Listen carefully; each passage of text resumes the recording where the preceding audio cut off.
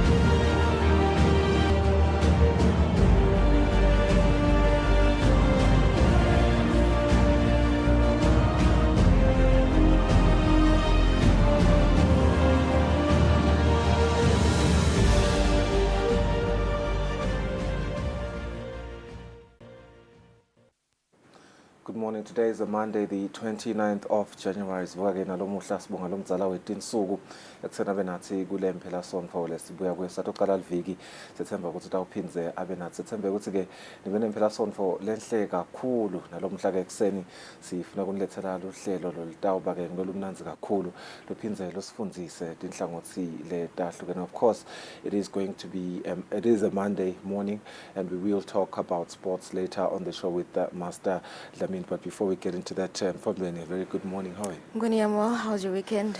A very good one. I can't complain. It was a resting weekend on my end. Yeah, a very good morning to you, Babugele. Thank you for joining us. September philile lamhlanje kumsombuluko sitatiteka kabandana nje tindzaba letendeka lapha ekhaya siphindze sibuke naletendeka ngaphandle kwelive sitabe nje sikhulumisana namabhalana noma ke nemcondzisi wenhlangano bantfu labakhubateke ngekungeva lapha eveni. Dakumuleke ukuthi last week government handed over a digital sign language studio to the Eswatini deaf community. The studio lesike will be used by the deaf community to, among other things, translate the sign language curriculum and also strengthen language literature classes for deaf children. Inhloso ke yale studio kuthuthukisa nje tebuchwepheshe kutama kushintsha inhlalakahle ebantfu labangeva etindlebeni. The digital studio is housed at the Bible Society offices in Mahlanya and has been funded through the Universal Access and Service Fund under the Eswatini Communications Commission, ESCOM. It will also be used for the translation of the Holy Bible into braids. Tabisnayeke lapha babemakosini makubu kusichazela njengabantu nje ngaso le studio namhlanje after 6. Kanzike temidlalo sitawubuka nje imidlalo lechubekile ku-Africa Cup of Nations, the last 16th stage of the 2023 AFCON with Ghana, Tunisia and Algeria gone. We are now likely to see some surprise faces reach the latter part of the competition. Angola nanayo ikhona kuma quarterfinals emva kwekuthi ishaye yona in Namibia. They will next face Nigeria, who beat Cameroon later on Saturday night. Guinea took out high-flying Equatorial Guinea with the last kick of the game before DR Congo went the distance with Egypt before triumphing in a penalty shootout. And host Ivory Coast sacked their manager, having finished third in their group, but they nonetheless qualified. Now, with their reward, a tie versus holders Senegal and their 100% records set at this Cup of Nations. Mali and Burkina Faso will play El Suwinige Laksasa. Kubonakala nje ukuthi nguyiphi your opponent in the next round. Two more surprise packages, Cape Verde and Mauritania, are opponents lomuhla. The winner will play the victor of the final game of the last 16 games between Morocco and South Africa before the quarters begin in earnest at the end of the week. We will talk more about some of these results that panned out kuyo yona iAFCON nanka game latawuba khona ke sukwini lanamuhla nakusasa kuwabuka nje. Kanti-ke sitawubuya nalakhaya. It was a really interesting weekend. Enzabeni-ke kwekuthi i-Green Mamba, they are no longer the first seeded team kuma-log standings after failing to beat Mbabane Swallows on what became a goalless draw between Green Mamba and Mbabane Swallows. It was one of the most anticipated games going into the weekend. But iphele nga 0-0. Kanti-ke yona iRoyal Leopard ngokuthi khona kuwina kule mpelasonto saying number 1 safuna kwabuka onke lama game labe khona kule mpelasonto sibese ke sibuka ukuthi kusho ukuthini njengoba nema log standings sekashintshile. Does Royal Leopard really look out to be a great contender for the first position lapha ekhaya? Sitakhulumisa kamandi with Linda Master Dlamini on the show. Of course, we will also look at the English Premier League. A great win for Arsenal, a very important one, so to speak. They have secured the third position at 43 points apiece with the second position team. Once again, go number 1 nakhona English Premier League. It's quite interesting what Liverpool has been doing, really continuing to sustain their wins. Manchester United failing to secure a 2-1 lead against Crystal Palace 2-2. All those games we'll discuss later on the program with Linda Master Dlamini 7:30. Don't go anywhere. Asiqala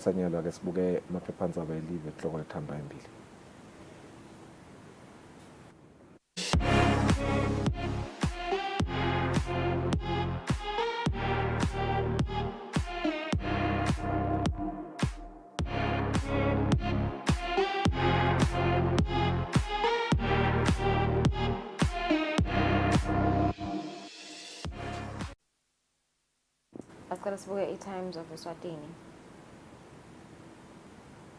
Manzeletolo tuhamba imbili. Palala Fund stops taking in new patients. Emaswati's lives are at risk as fund owes service providers over 200 million emalangeni. Fraud is suspected. Principal Secretary says the Health Ministry is verifying invoices. Can't see more on that story on page 2.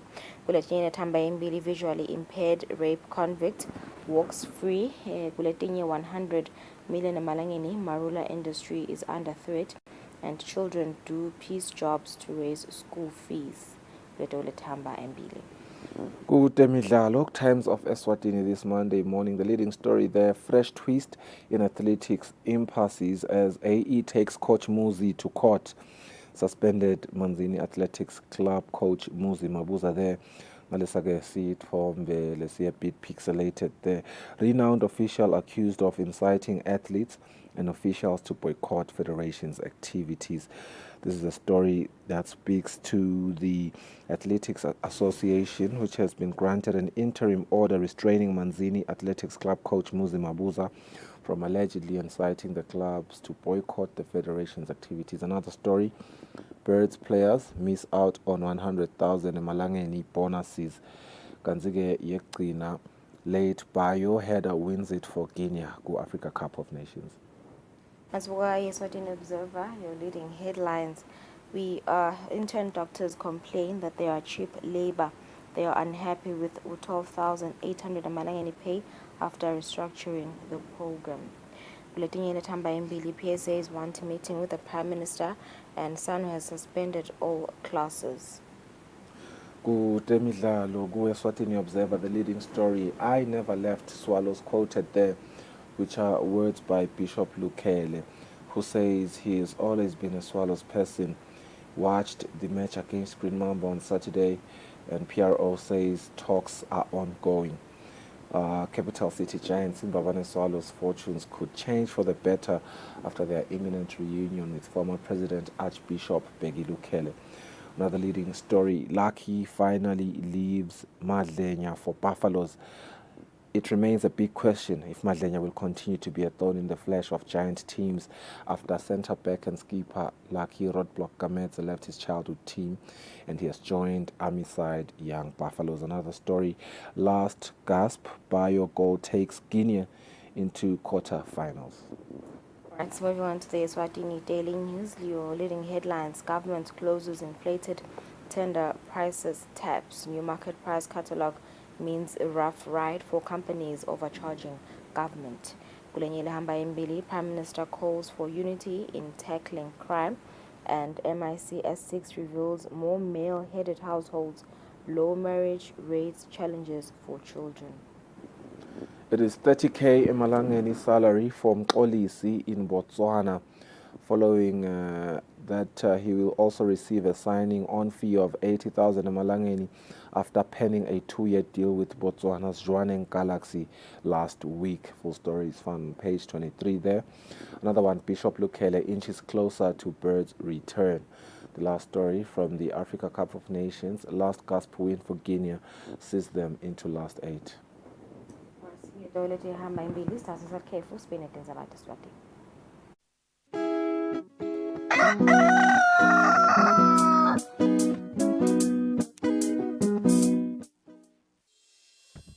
Umsakazo wetithombe iEswatini TV utibophelele kuhlonipha nekulandzela umgomo wetekusakata loweluswe libandla letekuchumana eveni. Ngephansi kwalomgomo sitimisele kusakata tindzaba letentiya ngaleso sikhatsi tindzaba letide emagama lacosheme letitsembekile letitsintsa tonke tinhlangothi naletisebaleni kusukela kutepolitiki, tetemphilo, tekulima, tetinkantolo netemhlaba wonke jikelele siniletsela tindzaba njengoba tinjalo ngaleso sikhatsi letenteka ngaso. Kanzi kulo msakato siphinde sikulethele lonke luhlobo lwetemidlalo kusuka emidlalweni welibhola letinyawo kuye emidlalweni ledlalelwa ematafuleni kanye naleto letiqhamuka ngaphandle kwakuleli. Leti tindzaba lowutiletselwa ngumsakazo wetithombe iEswatini TV.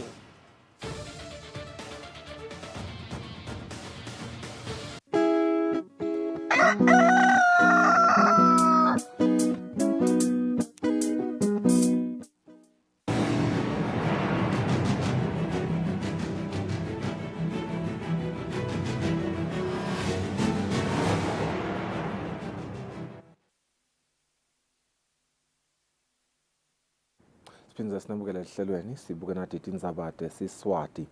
Kuhlanganiswa kwelibhange lelikhulu i-Central Bank, i-Financial Services Regulatory Authority kanye ne-Center for Financial Inclusion kufanele kwentiwe ngendlela letawucinisekisa ukuthi letinkampani tisebenta kangcono futhi kuba nekukhulumisana. Umphathi welibhange lelikhulu Dr. Philip Nisi uvete lokhu nakachazana ngalokuhlanganiswa kwaletinkampani kanti-ke uhulumende lathi uselihlelweni lwekukwenda. Litiko letemafa lithi kuhlanganiswa kwaletinhlangothi letintsatfu yintfo lezelivele licalile kubuka ukuthi ngentiwa kanjani. Umphathi welibhange lelikhulu kuleli Dr. Philip Nisi uthi lokuhlanganiswa kwaletinhlangothi kufanele kwenziwe ngekucophelela lokukhulu. Bene-study sekuthi lama state-owned enterprises, ama-parastatals akabe efficient, productive and more aligned. Kwabukeka ke ukuthi umsebenzi lo wentiwa i-Central Bank ne-FSRA nale CFI ucishe u-aligned, and of course we mustn't forget the independence of the Central Bank. So kubukeke ukuthi lokhu kungacinisa i-financial stability, kudilishe naleminye imithelela leseyicala kubonakala in the financial sector if this could be aligned. Thine siyi-Central Bank siyakusupporta lokhu, siyaku-embrace lokhu. Kodwa ke kutawufuna ukuthi kwendiwe ngebuciko lobuphakeme ngoba kunemithetho le guide lama institutions kuze ukuthi ibe implemented le measure. Number 2, kunema staff members nawo la involved lekufuna ukuthi kube ne proper and effective communication kuze ukuthi wonke umuntu ayibone the bigger picture and the benefits that will arise from it. Dr. Mnisi uthi batawusebenzisana nelitiko letemafa nato tonke itinhlangothi letitsindzekako isasetshentwa lendzaba. Etindzabeni teSwatini TV kubika Nelisiwe Ndlangamandla yembabane. Tinhlangothi letahlukene tithi kungakhuli kwentalo yemali leyebolekwe emabhange kanye nemdulambandla i-inflation kunemthelela lomuhle kutebhizinisi kanye nakubathengi. Baphathi baletinhlangothi bavete lokhu nabakhulumisa umbiko wekusebenta kwetimali kuleli welibhange lelikhulu lokhishwe ngileli bhange ngalesihlanu evikini eliphelile. Lokunye lokucukethwe ngilombiko ukuthi emabhange kufanele angayikhulisi intalo yemali leyebolekwe sive nemabhizinisi ihlale ku-11%. Inhlangano yetebhizinisi iBusiness Eswatini iyaphawula ngalombiko we-Central Bank. Uthi ama-interest rates akangakhulu kwanyalo. Siyathemba ukuthi ama-interest rates sabona ehla every year. Nakehla emabhizinisi kona ke yazi ukuvamise ukwenteka nebesathatha aboleka imali anyuse ama-operations akhona akha imisebenzi. Yonke i-low interest rate environment yakhe imisebenzi sibheke usukwenteke ke lokho. In fact naye ama-projections akhe governor for this year kukhula nje kwemnotho kungazuthi kuyathembisa impela ngoba konke kukhomba over 3% njenganingi sagcina nini kadzeni over 3% bo 1%. So lama economic fundamentals ayasisebentela nale ngithi kumgqokelo kokusho lo okuphawula i-monetary policy intervention ya central bank isebentele sinangwa. Sihlalo wenhlangano lebuke emalungelo ebathengi i-Consumers Association Bongani Mdluli uthi babathengi uyabathokozisa lo mbiko. Siyabona ukuthi indzaba ye-inflation ukuthi inflation isuka lapha ku 4.7%, kepha nanyalo seyehlile iyabuya ithi 4.3%.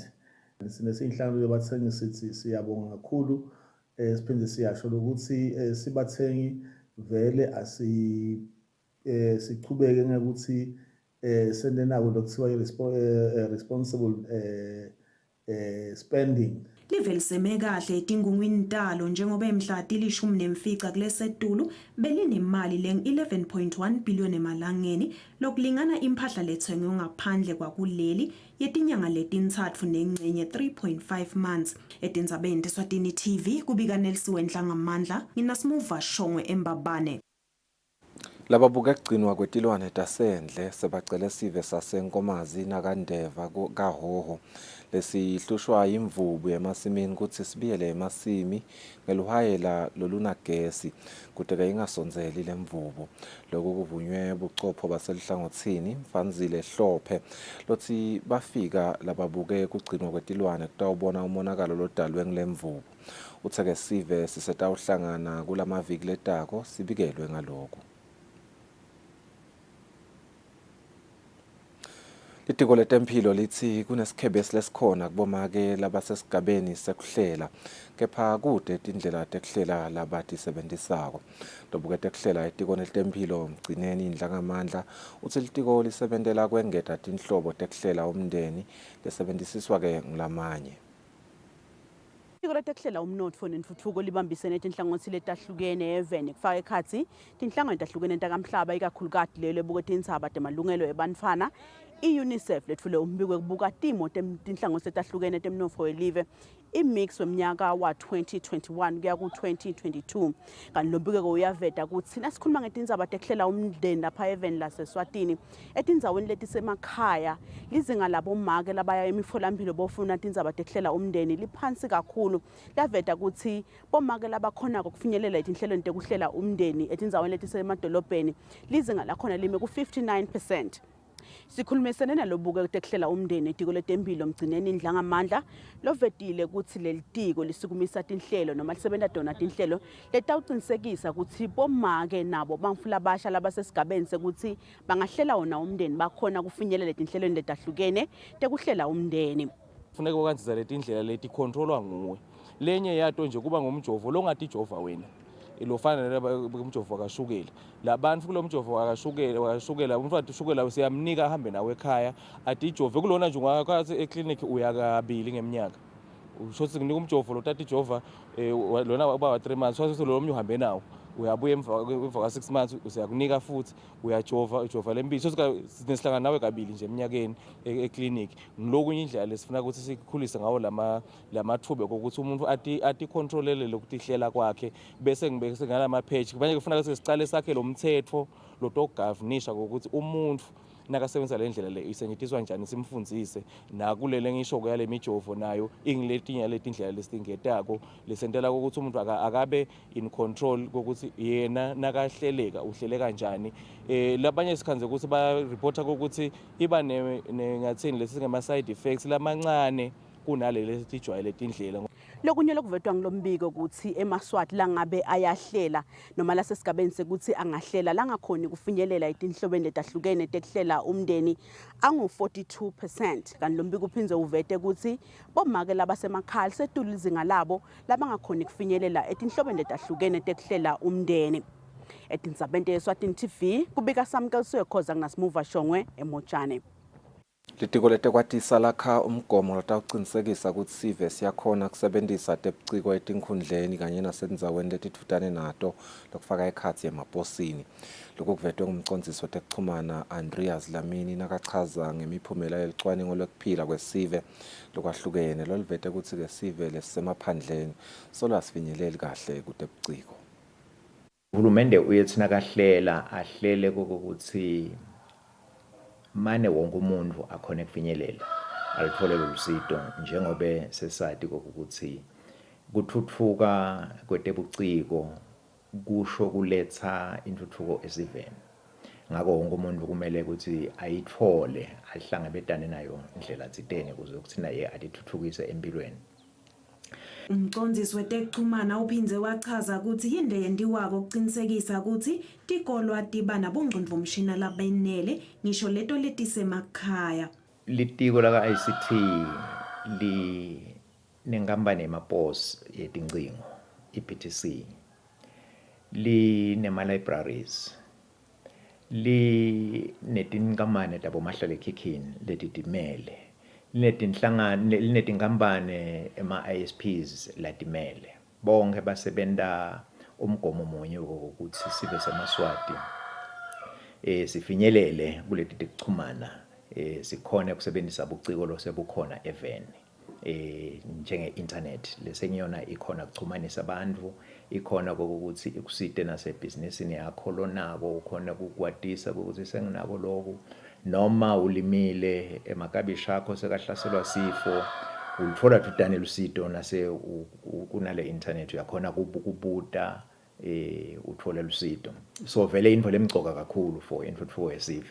Lombiko uphindze uvete ukuthi isive lesiningi lesifika kwezingeni lelingu-99% lapha eveni sesinabo bomahlalekhukhukhwini, 63% wesive sine-internet emakhaya kanti 17% sinabongcondvomshina emakhaya.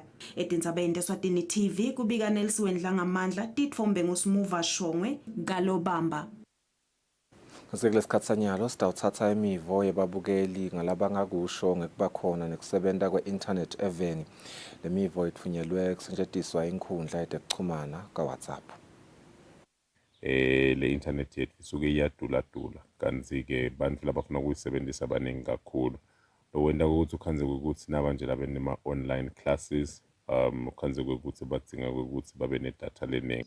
Kuyendeka ukuthi na usuka la ngabane uya ngephandle kwaleli dolobha etindzaweni lesisemakhaya ukhansi iba slow especially nangabe maybe kusenda kuma-emails ukhansi kuba nema-delays lapha nalapha. Isebenzela kahle kakhulu especially thina bosomabhizinisi labancane iyasisebenzela kakhulu. Sigcina sesikhona ukuposta imisebenzi yethu sigcina sesatiwa kakhulu eveni. Labantu abethu ibafundisa kahle. Ngisanele Boris Ngambule ngihlala eHereford esikom kaJeke ngidakhuluma nge-internet lana asiyitholi kahle ngalokuthi lama towers angeduli kwentsaba kanti lemiti ila ngephansi kwalentsaba so kwenda ukuthi noma ngabe uyithwala internet ingabi ngile fast nge-internet yethu ngala ngumalinza akusiyo le fast and some other places ukhanze ukuthi kuba bete. Kanti thina sibani futhi labakhanze ukuthi sifuna kwenda ema-research nema-assignments esikolo. Nema-data ke ukhanze ukuthi asheshe aphele lokusho lokho ukuthi ayasidulela ngoba ukhanze ukuthi sayaphela kanti information usengayikhona ukuyithola. Umphathi wenkampani yahulumende lebuke kukhicitwa kwembila i-National Maize Corporation Mavela Vilane uthi live lisebenzisa tigidzi letingemakhulu lasihlanu emalangeni 500 million emalangeni kuthenga umbila nemabhontshisi ngaphandle kwelive njalo ngeminyaka. Vilane uthi luhlelo lekwesekela abantu labasha ngemali yekulima umbila nemabhontshisi litawunciphisa le mali lesebenziswa live kuthenga umbila nemabhontshisi. Inkampani yahulumende lebuka kukhicitwa kwembila i-National Maize Corporation ithi ngekusebenzisana nesikhwama sebamfula abasha Youth Enterprise Revolving Fund itawesekela abamfula abasha ngemali yekulima emabhontshisi nembila labo labanenzawo lesukela ku-1 hectare. Umphathi waka-NMC Mavela Vilane uthi ngalolu hlelo live lihlose kuvala sikhala lesikhona eveni ekukhicitweni kwembila nemabhontshisi. Uma uneli hectare kuya etulu uyawangenela emabhontshisi. Uma una 3 hectares kuya etulu uyawungenela umbila. Kulesikhathi sanyalo umuntu utawuthi mhlambe sesiputile ngoba phela nathi imvula setiyahamba. Kulabo labanetindlela ukuthi bangakhona kunisela kuvulelekile ukuthi bangadilesa titelo tabo all year round. Kanti ke kulabo lekubonakala sibaphila ngelitulu kungumanje nje kuze kuphele lenyanga ya January even lenyanga ya February sibavumelekile ukuthi bangeletha kucela ukuthi bayolima emabhontshisi. Le live leli dzadzewethu eminyaka liyawadzinga ema-tons langetulu ka-140,000 embila. Bese kuthi liyawadzinga ema-tons langetulu kwa-7,000 elibhontshisi. Emabhontshisi silive nje kungumanje sikhicita less than 200 wema-tons kulele sikudzinga kusilive. So uyabuka ukuthi imali naso sihlanganise kokubili umbila namabhontshisi ingetulu kwa-half wesigidi lesikhokha kusilive siyothenga kubomakhelwane. Ngaphansi kwalolu hlelo lenkampani ihlela imali lesukela etigidini letilishumi temalangeni 10 million kuyofika kuletilishumi-5 temalangeni. Etindzabeni Eswatini TV kubika Samkeliswe khoza nginasimuva Shongwe kuMatsapa. Ngetinhlelo nemithi lesetshenziswa live kulwa nesifo samalaleveva live laseswatini litawukhona kumelana nelihlobo lolusha lwembuzilwane leyanzisa lesifo ngelizinga lelisetulu. Mbuzilwane leyatiwa ngele Anopheles stephens lesehlasele emave elivekati le-Afrika lasikhombisa. Lokhu ke kuvetwe kumphathi welihlangothi lolubuke kulwa nesifo samalaleveva Quinton Dlamini. Tinkomba tenhlangano kamhlaba yetempilo i-World Health Organization tiveta kutsi lo hlobo lwembuzilwane leluma ngelizinga lelisetulu bamfula batigidzi letilikhulu-26 126 million belivekati le-Afrika batawugcine sebahlaselwe sifo samalaleveva ngayo. Umphathi welihlangothi lolubuke kulwa nesifo samalaleveva kuleli Quinton Dlamini uthi live litawukhona kubhekana nalesifo uma kwenteka lembuzilwane ingena lapha eveni. Imbuzilwane lena lengasi madima kwi-controller. Mhlambe nangabe sibonile sinene lesinako kule live sitawukhona kuyinqoba masinyane ngoba imbuzilwane le ngatsanzi kuhluma ngaphandle ihlala endlini isudeke kakhulu ingasudela abantu bangaseve ngasikhathi. That is why kuthiwa nje i-efficient vector. Ithanda lethe emadolobheni kungaba inkinga ukuthi mhlawumbe nengene edolobheni ngoba abantu bakhona bafunile ukufuthelwa. Otherwise kona nje ngaleli sinako ukuthi ngeliveleli noma kungathiwa beseyifikile sine-capacity ekuthenini sifune langakhona nase siyitholile sitawu-responda itawukhona ukuthi mhlawumbe siyincobe. But iziminyile ukuthi nini nakanjani ingaze ibe khona kangwane ingangena mhlawumbe ichamuka ngala boMozambique otherwise South Africa mhlawumbe sime kahle. Ngakulokunye live laseswatini ngalolu hlangothi liyachubeka nekucinisa tinhlelo tekulwa nalesifo ngaphansi kwenhlangano lebuke kuncoba sifo samalaleveva eminceleni yelive leMozambique iNingizimu Afrika kanye nelakangwane liyatiwa ngeleMosaswa. Etindzabeni Eswatini TV kubika Samkeliswe khoza nginasimuva Shongwe kaManzini. Umcondzisi we-Micro-Projects Unit Sibusiso Mbingo uthi ibenta konke lokusemandleni kuqinisekisa ukuthi kusheshe kuyaphela kulungiswa kwetikolo letalinyatwa sangcotho. Mbingo uthi kuletinye tikolo abafake emakontraki lafikako eshumini kuze lo msebenzi utawuba nguloyo lophuthumako. Mbingo ukuvete lokhu ngalesihlanu ngesikhathi indvuna yetemfundvo nekucecesha owenxumalo ivakashela tikolo akuyawuhlola ukuthi tinatinsaye tiphi nekwekutsi-ke tingalungiswa kanjani. Ipolisi ashiya sililo enzaweni yasengcolweni kasibanga nebubele etikolweni letinengi kungumanje letingakhoni kusebenziseka kulandzela ukuthi luphahla lwaphephuka kwathi lolunye losala lutimbobo.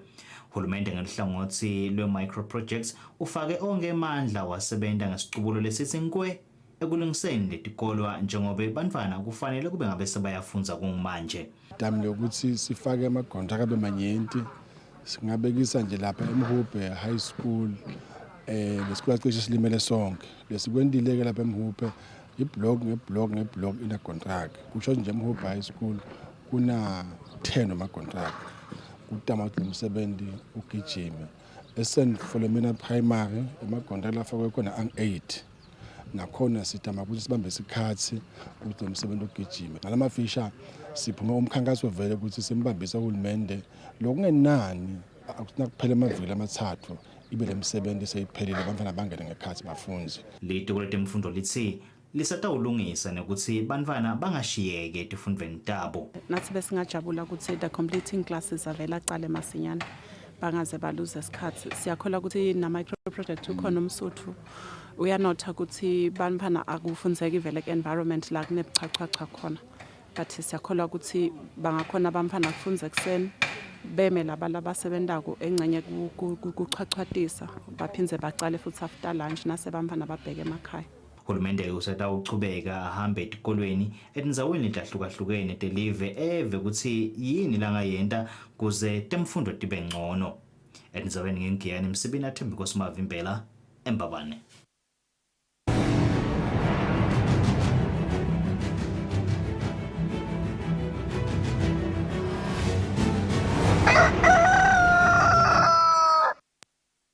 Temidlalo tinhlambi letimbili takuleli letikhomba kuba nelikusasa lelihle kulomdlalo lokunguHailey Hoy lokungunyalo atilolonga event laseNingizimu Afrika kanye ke naLuca Fraser lotfole simemo sekuchudzelana naletinye tinhlambi eDubai lithi umnyaka wa-2024 ngumnyaka lokumele umjeka welive ube ngilophakamako emidlalweni lefana nema-Olympics latawuba 7 leFrance kulomnyaka losetulu. Letinhlambi betikhulumana kuchubeka iswimming gala yokucala kulomnyaka losetulu lebeyibanjelwe esikolweni enjabulweni. Umnyaka wa-2024 ukhomba kumnyaka lotawuphitsitela kakhulu njengoba abadlali bemidlalo lehlukahlukene babuke ukungenela emidlalo ema-Olympics latoba 7 laseFrance kanti Luca Fraser kubheke ukuthi kube ngilenye tinhlambi takuleli etongenela le midlalo. Kanti kulomnyaka losetulu uthole simemo sekuyochudzelana eDubai. Yes, I was in Rwanda and there was someone from Dubai who actually saw me race and thought I was a wonderful swimmer, and they had then invited me to come and swim with them in Dubai. It's a great opportunity and not everyone gets it, so I'm really thankful. Kanzi na Hailey Hoy uthi solo aqalile kuyololongwa ePitoli eNingizimu Afrika lizinga lakhe liyakhula. I'm based in Pretoria and Hatfield at the Tux Sports Centre. I'm swimming there at the swimming pool with Rocco Meyering. And it's been 3 weeks and it's been a wonderful experience so far. I'm really excited to see how far it'll take me. I'm already improving my training and getting as much training in as possible. Kanzi laba lababili bebakanye naletinye tinhlambi lebetingenele swimming gala yekucala eminyaka ka-2024 yenhlangano lengamelelo umdlalo wekubhukusha lapha eveni lapho khona emacembu bekayingenele bekasiphohlongo enjabulweni kaManzini. Lobikela umsakazo Eswatini TV temidlalo ngilinda Dlamini anaphathizwe Msibi kaManzini. Azazwane bonke sister bahlala etimakethe sibuye sichubene nehlelo.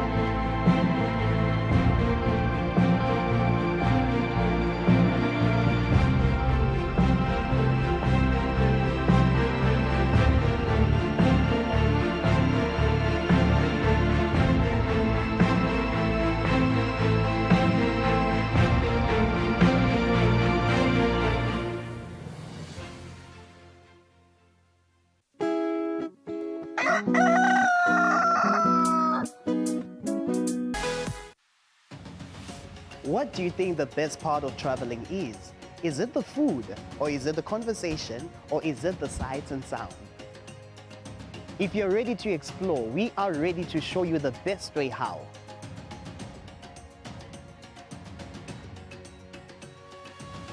We'll give you access to the best luxury getaway sites in the Kingdom of Eswatini, and of course show you vacation sites that suit your budget, because you do not need a lot of money to actually have a great time. Join us on the next adventure on Buhle Bethu, only on Eswatini TV.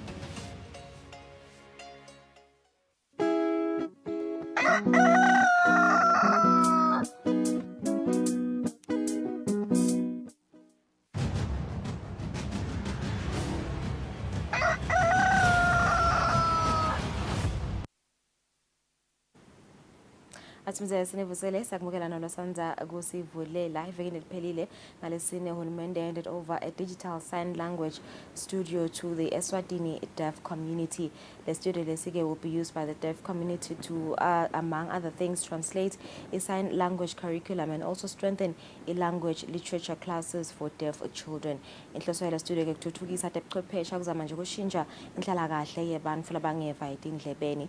Silapha nje kumahlanya kanti ke silapha ama-Bible Society offices kumahlanya, and it has been funded through the Universal Access and Service Fund ngaphansi kwe-Eswatini Communications Commission.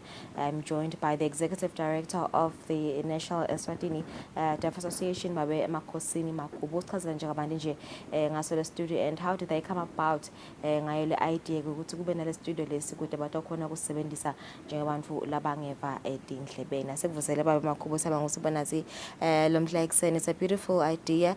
Yinhle facility liyenu siyibonile etindzabeni last week. Kuva nje ukuthi vele how did you come about le idea ukuthi nibe ne studio nani lapho ndawo khona kichitha khona ama programs ngimaphi ama gaps leni wabonile nje ukuthi nifikela khona?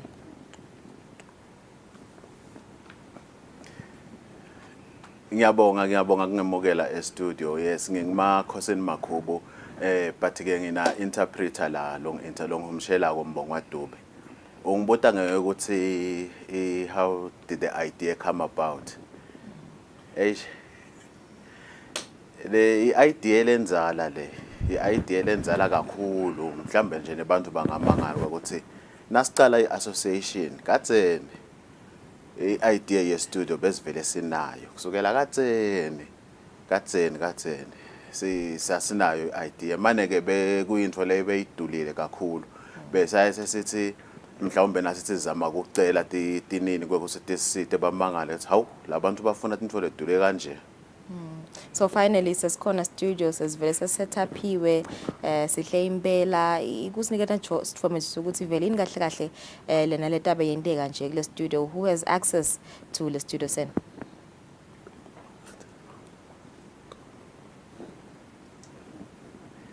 Okay, liqiniso vele studio sethu sihle kakhulu. Esicom lo usinikete studio lesisezingeni elisetulu ukufaka into letinengi kunema cameras, very expensive cameras, lighting system, editing equipment, computers and CCTV cameras, ne air conditioning, tinengi kakhulu tinto letinhle labatifakile kule studio. So nyalo ke sesizama ukuthi sesiplana ukuthi sitrain le team letawusebenta kule studio. Angeke kube ngumuntu omunye. Sisengaba selectile abatasebenta noma basengaqali ngoba basetawuhamba baye ku training. Baba Makhubo, I think nitive diletkhala tenu nje mhlambe sibayene eminyakeni ephelile na wabeka ama challenges lenibhekene nawo kuva nje ukuthi kumcwangana nje ukuthi nje uhulumende kube khona lapho aniniketa lisito khona anisekela khona ngibekise nje ngalo umsebenzi nje ukuthi isicom inkampani yahulumende ukhonile kunilekelela ukuthi afake imali kwakhiwe le studio. Kumcwangana nje ukuthi vele uhulumende and support as the deaf community. Ngiyabonga Magagula ukuthi enza indzaba yesibaye. Yes, nami ngingilomunye lobeka attendile esibayeni. Ngoba lapha besikhuluma indzaba letinengi and futhi sinebantu labadzala abasilalele. So ke kunetinto ke mhlawumbe letinengi vele but ke ngale ukuthi mhlawumbe umgomo wakhona bekuwesikhathi lesithide. Azange sikhona ukuthi sithi articulate kahle tonke. But ke ngicabanga ukuthi le esibayeni ngalithola lithuba nami lekuthi ngikhulume ngesign language and ngicabanga ukuthi iyamukeleka lesekusele nje ukuthi silingisela amanye emave emhlaba ukuthi siyifake ku constitution kuze ukuthi itokwakheka nale mithetho leta uhambisana nayo le sign language leta usita ukuthuthukisa imfundo kanye naletinye izinto ngoba uma kude le mithetho ingekho na constitution akukhondo ukuthi lempilo yabantu labadefu bathuthuke kahle bafundiseke kahle. So ngiloko mhlambe lokusikhathatha kakhulu lokusikhalisako. So le tinto ke satisho letinye esibayeni recently nje eSouth Africa bayifakile i-sign language yabo ku-constitution. Singabuka ukuthi bona bende kanjani bahambe kuphi idingoni kuze ukuthi bayifake ku-constitution ngoba eSouth Africa kusedude and siyayibona vele iyashintsha impilo yabo bantu labadeaf eSouth Africa nathi la ingashintsha. So ke siyabonga kakhulu siyinhlangano ku-Eskom ukuthi basinikete noma basiphe le studio lesi lengingasho kungalamagama ukuthi bese ku long overdue ukuthi sibe nayo. Ase ngibekise nje ukuthi nawubuka i-sign language into lelikhulu kakhulu. So ke sitawufaka ama programs e-sign language mhlawumbe ke labo labata access mhlawumbe bay access kulawo ma technological devices bakhona ke ukuthi bafunze bathole leyo information ngalendlela labatayithola ngayo. So what kind of programs nje mhlambe lenifisa ukwakhicita kumbe mhlambe ngama plays music noma mhlambe ama videos nje lathite nje mhlambe la depicta story listed?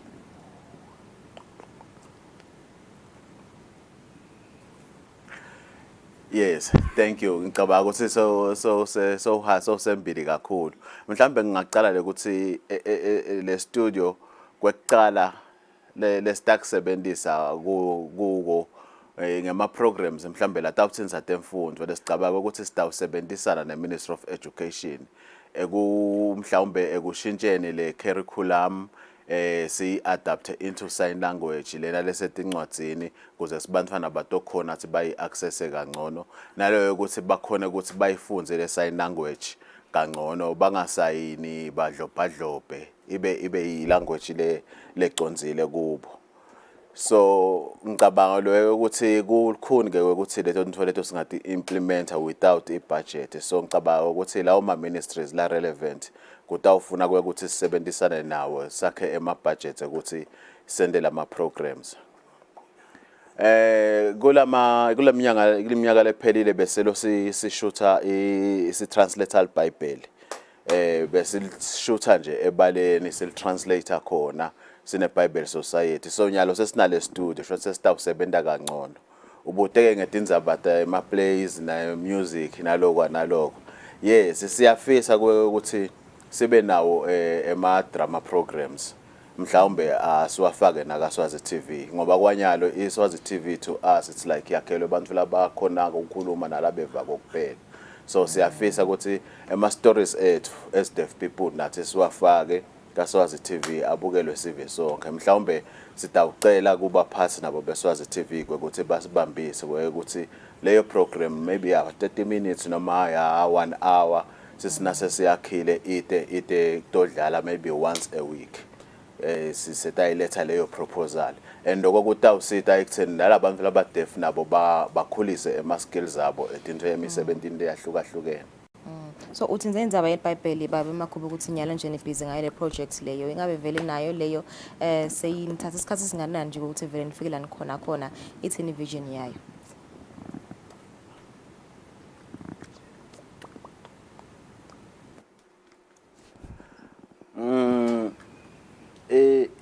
Le Bible translation ngiyathemba utawukhumbula ukuthi saqala eminyakeni endlulile sesichubeke isikhathi I think sesitranslate 8 wetincwadzi del Bible.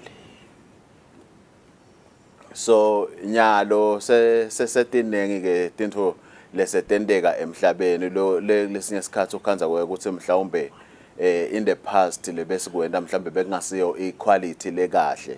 So iBible Society International ke yasi encourage ukuthi no asizame ukuthi se upgrade le quality yale translation yethu ukuze ukuthi itobamba standards semhlaba.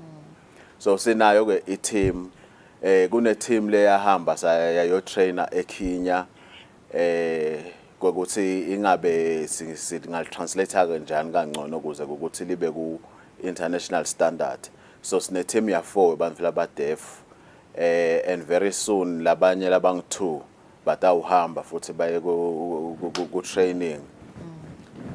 So ngicabanga ukuthi sitawuchubeka ikakhulu nje ngenyanga yabo June sitawusebenta kahle nyalo ngalokuthi sesinale studio lesihle. Okay, kukubuda nje babe makhubuka ukuthi ngabe vele mhlawumbe i-disability inclusion i-vital kanganani nje ku-upholda mhlawumbe tindzaba tema-human rights.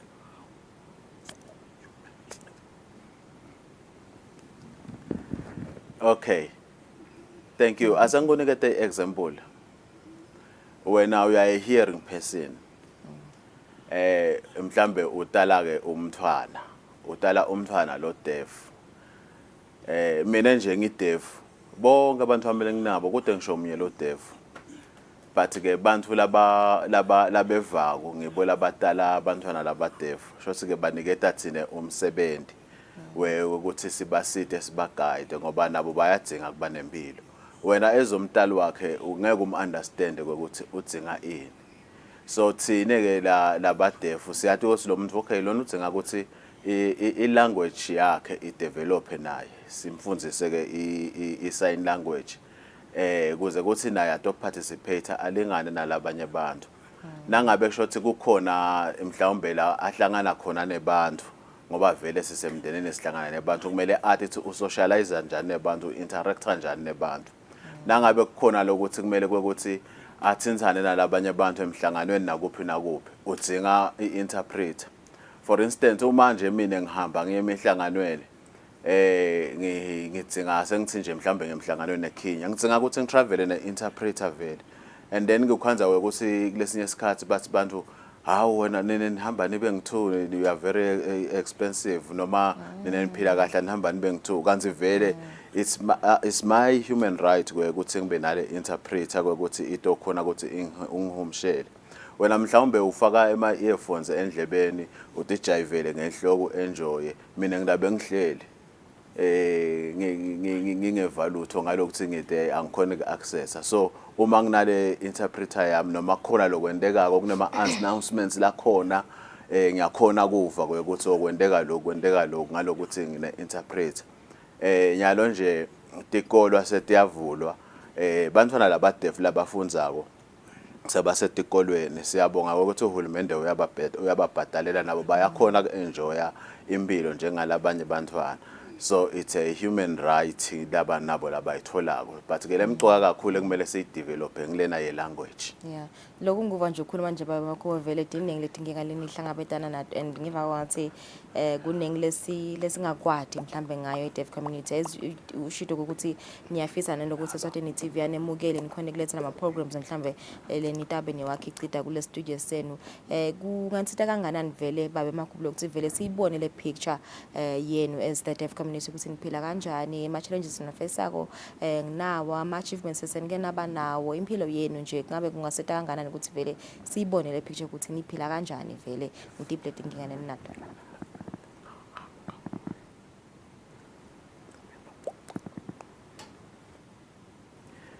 Okay, ngiyabonga Magagola. Ngingasho ukuthi eminyango yethu ivulekile ukuthi sishintshiselane leyo information ngetinkinga lesidibana nato empilweni ukuze ukuthi sithuthuke. But lokungasi lokuhlakaniphile kahle ngiloye ukuthi mhlawumbe ukhanze ukuthi bantu nasesifuna ukuthi sisitane nabo noma basebenta ngekusita abantu nasichamuka thine babona siphithitelisa tandla bese bayesaba ngalokuthi abas understand. So uma ngabe kushothi bantu noma the wider community understand ukuthi bantu laba deaf nabo bayadzinga lo ukuthi ba integrate kuma programs ukuze ukuthi impilo yabo inayo itothuthuka ibe mcoka. So ema programs nje bantu laba deaf bayawadzinga, it's a human right issue. I-information on TV bayadzinga kuyi-access because bantu laba deaf labasebentako nabo they pay tax like everyone else.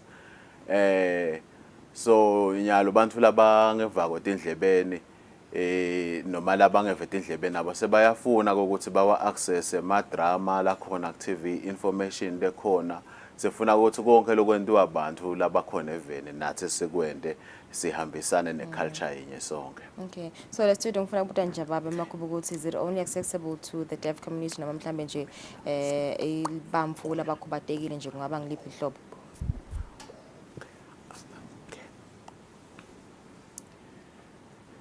Okay. Kokuqala lengingakusho ukuthi le studio mhlambe focus ku translator tinto like ngishilo iBhayibheli sibukene sister translator nabo constitution nema government policies bantu ke mhlawumbe labanye bangalisebenzisa le studio bangasebenzisa uma ngabe kukhona nalabanye labakhubatekile mhlawumbe labanetinhlelo labafuna ukudenta leti dinga studio sitawusebenzisana nabo ukuthi basibamukele bete bato lokhunja bato sebenza because bantu labakhubatekile bonke labanye sisebenza nabo but sinetinhlangano letahlukahlukene ngileyo naleyo iphusha iagenda yayo noma ema projects ayo leyo nhlangano naleyo so ke siyasebenzisana so uma ngabe beva ukuthi mhlawumbe badzinga ukuthi basebenzise bangasebenzisa le studio nje sigatseke ukuthi sisiphathe ngendlela lesetulu sitoslasta isikhathi lesithe bo 10 years kuya embili selo sisebenta nalaba basiphile nabeta abatosihlola basikhanza ukuthi selo si-intact sisebenta kahle sisiphethe kahle singasisheshi sisigugise. Yeah, ngiyayibona nje excitement nje ebusweni bakho baba Makhubo, so nitawucala nini mhlawumbe kusebenzisa le studio mavele senivele seniqalile ndawucala nini nje mhlawumbe ukuchitha leto tinhlelo nalokuchubeka nje ne-translator lelo Bhayibheli? Okay. Ema programs sinawo la ready ukuthi angaya into production but kwanyalo sisatsinga le technical team letawasebenza lama programs mhlawumbe labo labataba nema skills ekushoota ama skills editor sinalamanye ke ma partners la South Africa lesitawacela ukuthi basitrainele le technical team so nase siqalile sisebenta vele sitanatisa and nyalo sekude kubuke emuva sesibuke embili siphelane. So vele into abacasha nabo kutaba it'll be people amongst the deaf community noma mhlambe la khona abacasha labanye bamfula bakhona ko kuvela indlebe nabakhona ukukhuluma.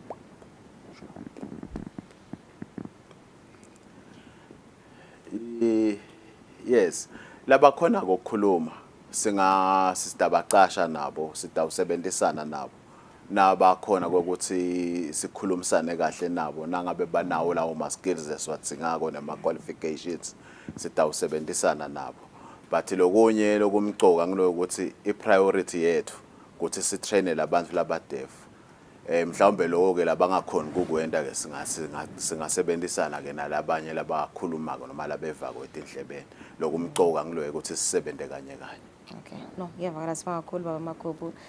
Studio senu sihle kakhulu sinifisela nje konke lokuhle nikhona ikhicida la ma programs. You can't wait to see them khona la ekhaya Eswatini TV. Sibone nani ukuthi ngapha ama plays mhlambe lenondako nani lapha ni act.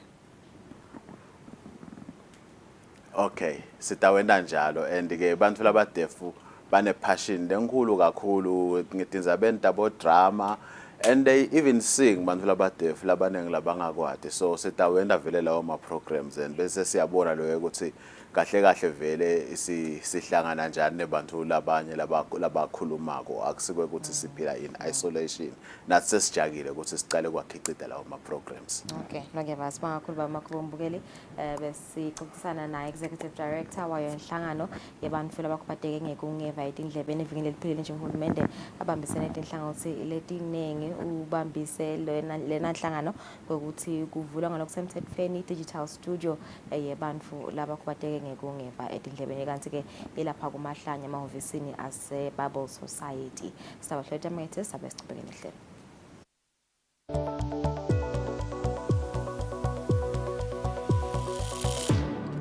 WHO and the International Labour Organization have recently released estimates about how many workers are exposed to sunlight at work and how many of them get skin cancer, specifically non-melanoma skin cancer as a result of long exposure to sun. How does sun cause skin cancer?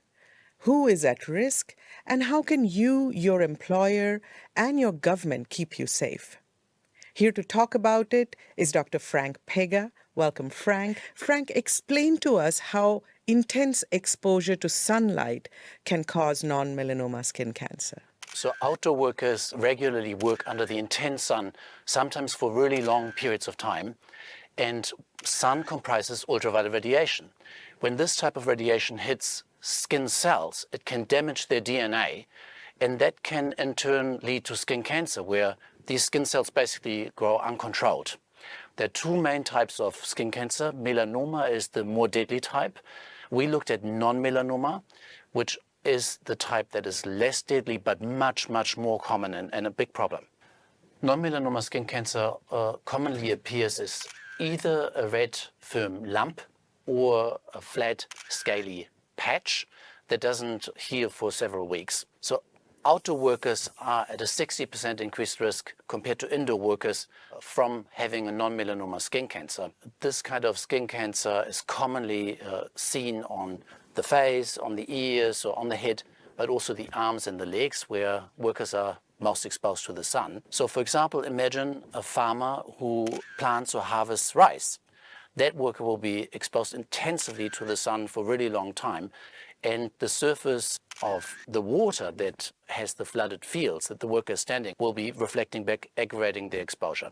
So Frank, talk to us about how many people get non-melanoma skin cancer as a result of sun exposure at work.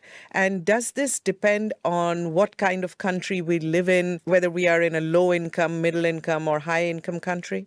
It's many more people who are working outdoors and who die as a result of non-melanoma skin cancer from this exposure than we could have possibly imagined before we did our estimates. About 1 in 4 workers globally is actually exposed to intense sunlight at work. That's a staggering 1.6 billion people globally. So these are the farmers in the rice field, the construction workers, the people who are working in the non-organized sector for long hours under intense sunlight. That's correct. So these are outdoor workers who live primarily in low and middle income countries and who are often working in the informal economy where they don't have any health protections that formal employment would afford to them. 1 in 3 non-melanoma skin cancer deaths are actually from working under the sun. So that's about 19,000 deaths globally each year. If you work outdoors, you're at a higher risk. And we find that the number of people who die from non-melanoma skin cancer in each region per population is almost equal. So it's a global problem. Additionally, it's a growing problem because the numbers have doubled in the last 20 years. So Frank, what can governments do and what can workers do to protect themselves from long exposure to intense sunlight and from skin cancer? Governments can pass regulations and policies that can prevent outdoor work that is hazardous because it's under the sun. For example, governments can reorganize work. They can require that workers reorganize so that working under the sun is shifted away from solar noon and therefore away from the intense sun. Governments can also implement requirements that workers are provided with shade when they work outdoors. This is something that we've seen a lot. Countries in the Eastern Mediterranean region and the Western Pacific already have these types of regulations in place. Additionally, governments can provide public health information. This is very important. They can talk about sun safety protocols and protective measures that can be taken. Also important is there can be a requirement that workers are provided with protective clothing. They can wear broad-brimmed hats, long-sleeved shirts, long trousers, and also there could be a provision of sunscreen where it's effective and deemed possible. Additionally, it's important that we have functioning health services and systems where skin cancer is prevented and we have workers being regularly checked so that skin cancer can be detected early and can be treated. And finally, but importantly, governments can recognize skin cancer from occupation exposure to the sun as an occupational disease and include it in workers' compensation schemes. Thank you, Frank. That was Science in 5 today. Until next time then, stay safe, stay healthy, and stick with science.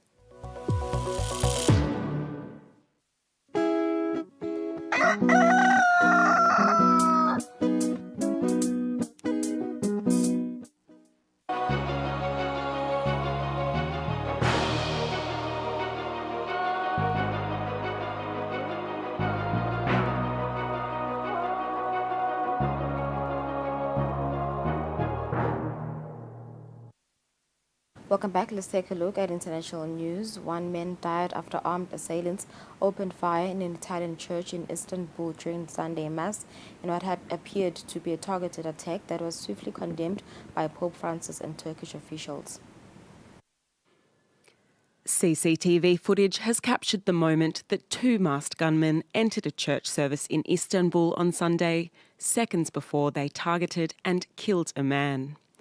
They then fled the way they came in, leaving churchgoers hiding beneath pews and a community in shock and mourning.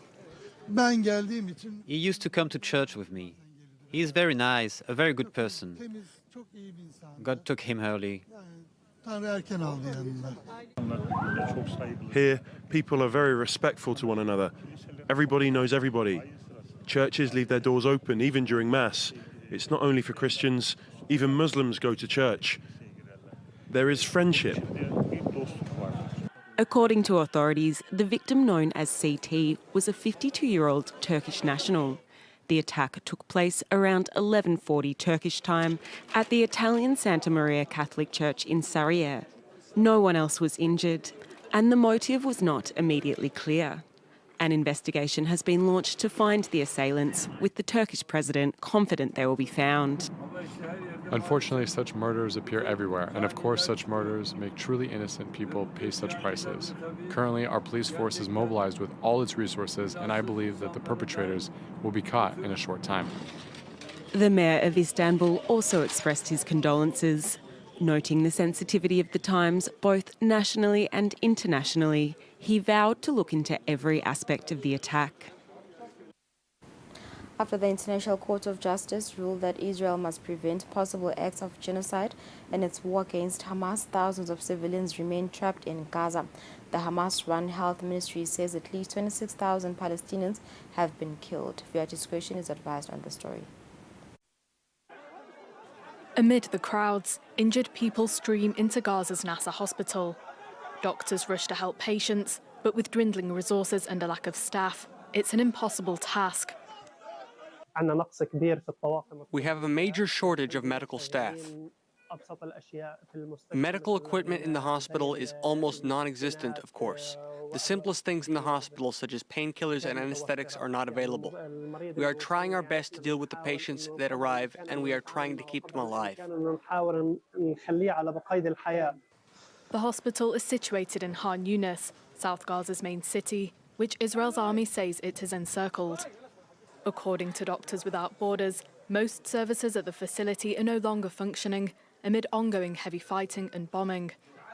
The organisation says most of the hospital staff fled in the days leading up to the evacuation order of the surrounding areas by Israeli forces.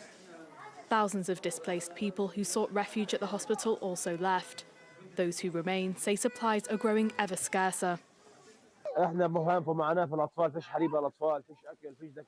We are suffering here. There's nothing available, no milk formula, food or medication for children. The hospital is packed and there are no doctors to treat the patients. And even if medication was available, there are no doctors here. The WHO chief has said that 350 patients and 5,000 displaced people remain at Nasser Hospital. Warning that food, fuel and supplies at the hospital were dwindling, he urged for an immediate ceasefire. Israel denies it has blockaded hospitals, but says military action near them is necessary, accusing Hamas of using the medical facilities as command centres. Accusations that both the militants and medical workers have rejected. Palestinians are fleeing Khan Yunis following evacuation orders from the Israeli military. Israel ordered residents to leave a downtown area that includes an Nasser hospital. Footage shared by the World Health Organization showed it packed with patients being treated on the ground. Taking what few belongings they have and carrying their children any way they can, Palestinians flee Khan Yunis, following evacuation orders from the Israeli military as they advance into the southern city. There's complete destruction. They turned it into sand dunes. All agricultural areas are gone. They've all become sand. Do you see this child? Look. Is this what Benjamin Netanyahu is calling for? What does Netanyahu want? We are civilians with no involvement. We want to eat, drink, and have shelter. Israel has ordered residents to leave a downtown area that includes Nasser Hospital, the city's main health facility. Footage released by the World Health Organization Saturday showed it packed, with patients being treated on the ground. Most civilians fleeing Han Yunis are headed further south to Rafah, to camps like this one. Heavy rain overnight Saturday flooded tents, leaving families freezing. My daughter was shivering from the cold last night. This man, who's just recently arrived, builds a shelter for his family. We didn't have any tent, mattress, or anything else with us. We sat in the rain with a nylon cover over our heads, myself, my children, and my wife. This is our life. We don't have anything. The UN says 1.5 million people, around 2/3 of Gaza's population, are crowded into shelters and camps in the southernmost part of the enclave. While designated an evacuation area, it has repeatedly seen airstrikes, with Israel saying it will go after militants as needed. The United Nations Relief and Works Agency fired several staffers accused of having been involved in the October 7th Hamas terrorist attack against Israel, while several countries suspended financing to the agency.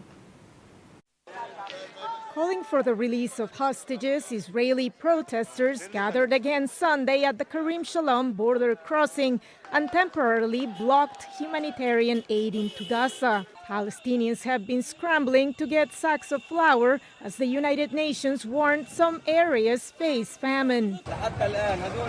This amount is for 7 people. See how little? This costs 50 shekels.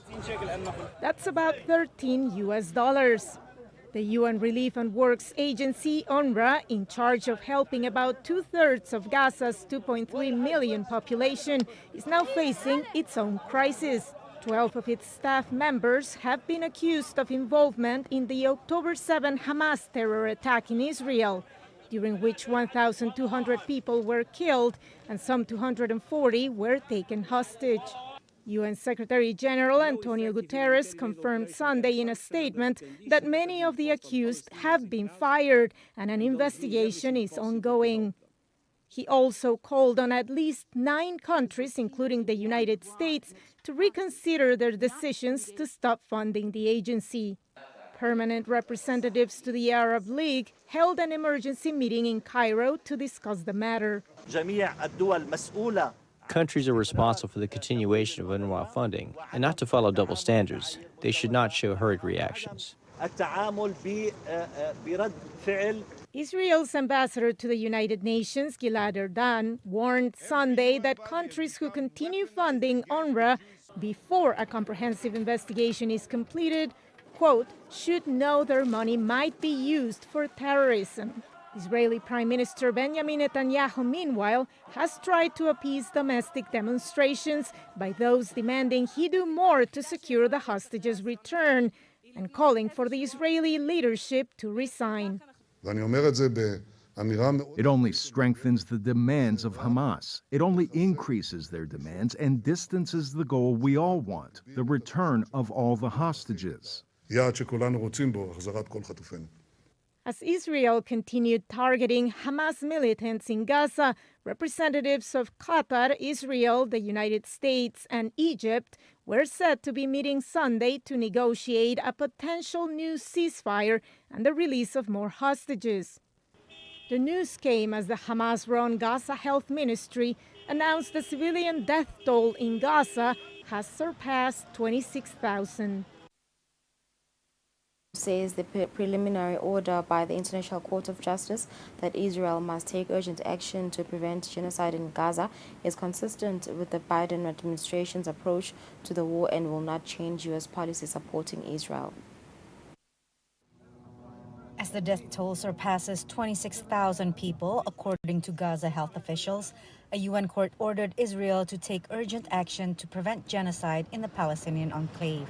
In particular, A, killing members of the group, B, causing serious bodily or mental harm to members of the group, C, deliberately inflicting on the group conditions of life calculated to bring about its physical destruction, South Africa brought the case against Israel to the International Court of Justice. The White House says the case is meritless, and the ruling will not change staunch U.S. support for Israel. We'll have to watch how the process plays out, but it's difficult to see that it alone is going to change the approach. As I said, the president believes the approach we have been taking has been getting results, and we're going to keep at that. Washington says the ruling is consistent with the administration's approach to urge Israel to minimize civilian harm and increase humanitarian aid, and that Israel has the right to ensure an attack does not happen again. Despite mounting casualties, Washington is against a ceasefire that it says will only benefit Hamas, and notes the ICJ order did not call for one. And in that sense, it is classifying Israel's military operation in general as a legitimate military operation in response to the Hamas attack of October 7th. Still, the ICJ ruling may compel the U.S. and other countries to examine whether their support for Israel's military campaign carries a legal risk. The fact that the court has alerted the international community of a risk that genocide may be taking place or may take place if not prevented means that every state who is providing military or diplomatic support for Israel needs to seriously consider whether they should continue to do so despite the risks that the court has identified. Whether an ICJ decision is enforceable against the United States has never been litigated. But diplomatically, the ICJ ruling emboldens those pushing for action against Israel at the UN Security Council, something Washington must eventually deal with. Palestinian ambassador to the UN Riyad Mansour says he is already working with Algeria as the Arab UNSC member. We are digging into all the details in order to take the appropriate steps, which of course these steps will be in the Security Council. While international pressure may not sway President Joe Biden ahead of the November election, he would need to heed his own voters. Biden, you are a liar! Polls show a majority of Americans, especially those from Biden's own Democratic Party, want the Gaza war to end. Ukrainian officials say they uncovered a massive defense procurement scheme that saw tens of millions of dollars spent for weapons that never materialized. The discovery follows the downing of a Russian military plane said to have been carrying Ukrainian Poles. Your discretion is advised on the story.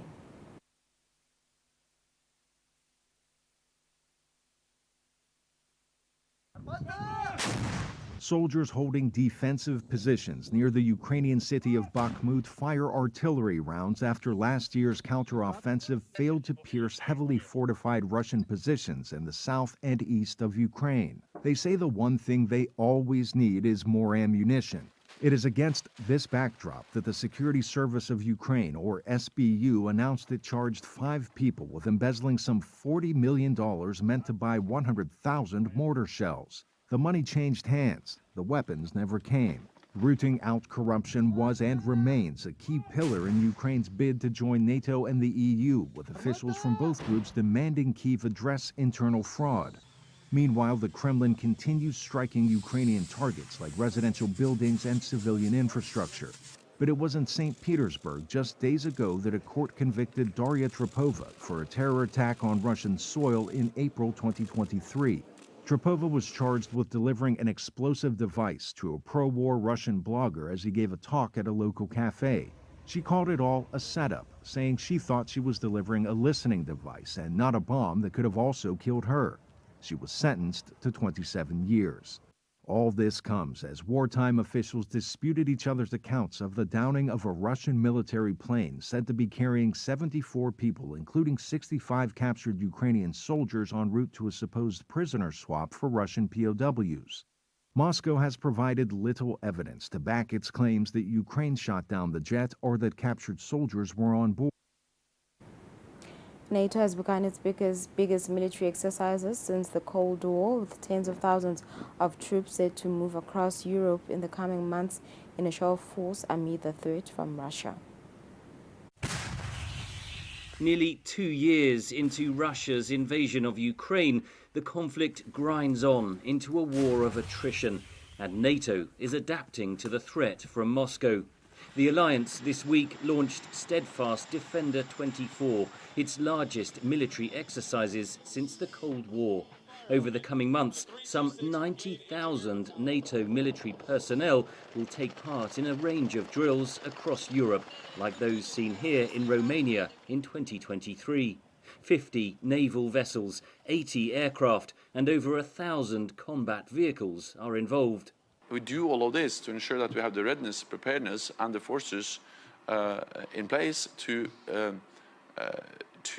remove any room for miscalculation or misunderstanding in Moscow about our readiness to protect every inch of NATO territory. The logistical challenge of moving soldiers and equipment is a vital part of the exercises. So how do they get there, and how do they get there quick?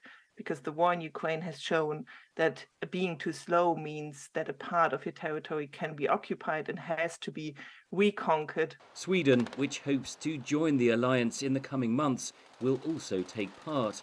It's the biggest NATO drill since the Reforger exercises of the 1980s. But while NATO flexes its muscles, its ally Ukraine is running low on ammunition as military aid packages in both the United States and the European Union remain blocked by political infighting. The narrative from Ukraine is that Ukraine is defending NATO, and that is a valid narrative if one follows the logic that Ukraine is actually diminishing Russia's army, has diminished Russia's army, and has diminished the military threat that Russia poses to the NATO alliance. So from Ukraine's perspective, it must be a lonely moment to watch this NATO exercise. NATO this week signed a contract for 220,000 rounds of artillery ammunition to replenish members' stockpiles that have been depleted through supplying Ukraine, but they will take 2 to 3 years to arrive. The Ukraine war, sanctions on Russia and attacks by Houthis triggered by the Israel-Hamas conflict are making the Middle Corridor project more attractive to Turkey and prompting a big turnaround in Ankara's relations with Beijing. With the war in Ukraine showing no signs of ending, Ankara sees an opportunity in the Middle Corridor project, a multilateral transit route linking China to Europe via Turkey that will circumvent Russia and the sanctions the West has imposed on it. It's going to be an alternative corridor to the Russian Trans-Siberian Railway. Which is, as I understand, it's getting popular as an idea because, well, most of the European countries are now, of course, trying to bypass Russia in terms of transmitting their commodities, from China to Europe and, vice versa. At last year's summit of Central Asian leaders, Turkish President Recep Tayyip Erdogan referred to the multilateral project by its official name, underlining the importance Turkey's government now attaches to it. The value of the Trans-Caspian International Transport Route Initiative has been increased by the current developments. We must continue to coordinate and improve the functioning of this corridor simultaneously for our mutual benefit. The Red Sea is another alternative route between China and Europe, and analysts say Houthi attacks on ships triggered by the Israel-Hamas war make the Middle Corridor project even more attractive to Turkey. Turkish support for the corridor is growing as relations between Ankara and Beijing also improve. Relations between two countries always has been ups and downs, but when we look at today, we can directly say that the relations between China and Turkey are rising. Especially since Wang Yi's visit to Turkey, it is not about the bilateral motivation, but also regional and the global aspects. Because the global system, as you know, the changing. Turkey's relations with China have been strained over Ankara's criticism of Beijing's crackdown on its Muslim Uyghur minority, with many dissidents finding sanctuary in Turkey. But analysts say Turkey's making a choice and softening its stance. China perceives Turkey as a high political risk country in the region due to the Uyghur issue. The government recently, just before the New Year's, had to reveal that they prefer to maintain good relations with the Chinese state rather than fully or explicitly supporting the Uyghur cause. Analysts say substantial obstacles still need to be overcome, with the middle corridor requiring customs harmonization between transit countries and significant infrastructure expenses. The main problem right now is the financial aspect, who gets to invest in the middle corridor. Erdogan sees much to gain in his bid for influence in the region and has been deepening diplomatic ties with Central Asian countries. Analysts say turning Turkey into an economic bridge between East and West would accelerate that process. French farmers vowed on Saturday to continue protesting, maintaining traffic barricades on some of the country's major roads a day after the government announced a series of measures that they do not fully address their demands. At this highway toll booth 50 kilometers southwest of Paris, a crowd of French farmers reacted to news that they had won significant government concessions, including the scrapping of planned tax hikes on agricultural diesel and a new emergency aid fund for cattle farmers. While some were ready to lift their blockades, the country's main farmers' union says the fight isn't over. No, we're not stopping here. I'm sorry, but it's not enough. Too many demands haven't been met. And the regulations we're subject to, the imports aren't. The movement has mobilized an estimated 55,000 farmers, blocking highways, city halls, and distribution centers around the country. Among their complaints, strict environmental standards, unfair competition, increasingly onerous paperwork, and downward pressure on wholesale prices by supermarkets and industrial buyers. Friday saw new Prime Minister Gabriel Attal visiting roadblocks and farms in southern France where the movement had initially kicked off. With France's annual agricultural trade show coming up at the end of February, Attal promised a month of reforms, from simplifying administrative requirements to cracking down on price squeezes by distributors and major retailers. The government has not only heard you, it has understood you. It's urgent, and I want to tell you today that I want this to be a day of wake-up calls.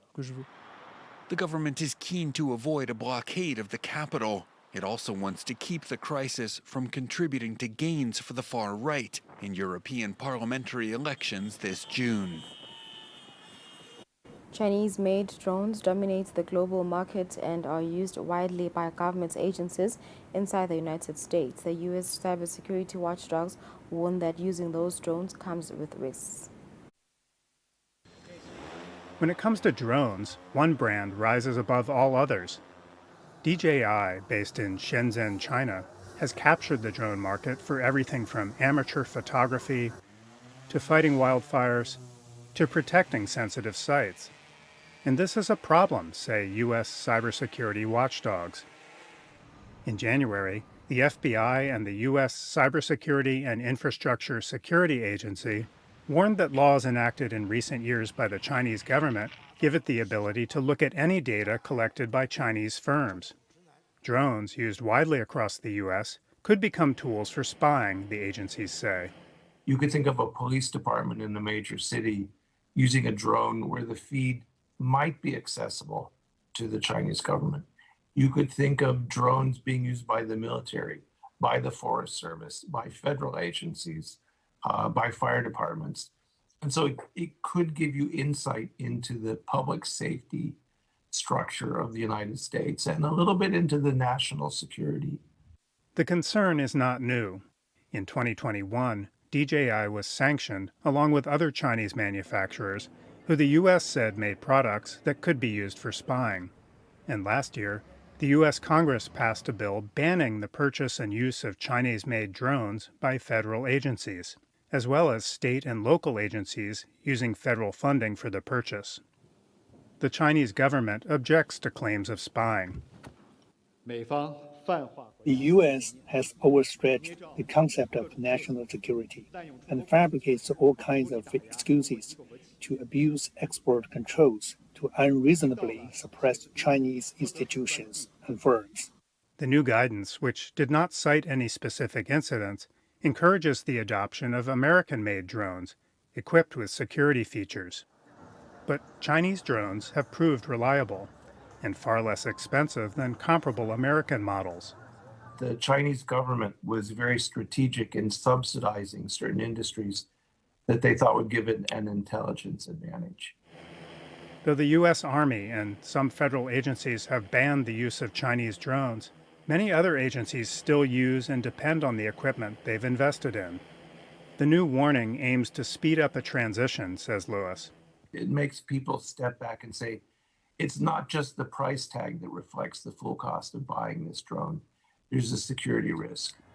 In a statement, DJI said, customers only share flight logs, images, or videos with us if they affirmatively choose to do so, and that users can always fly offline without connecting to the internet. With more eyes in the sky every day, questions about who is looking and why will only increase. A jury in New York orders former U.S. President and 2024 candidate Donald Trump to pay $83.3 million to compensate the writer E. Jean Carroll, whom he was found to have sexually assaulted and defamed.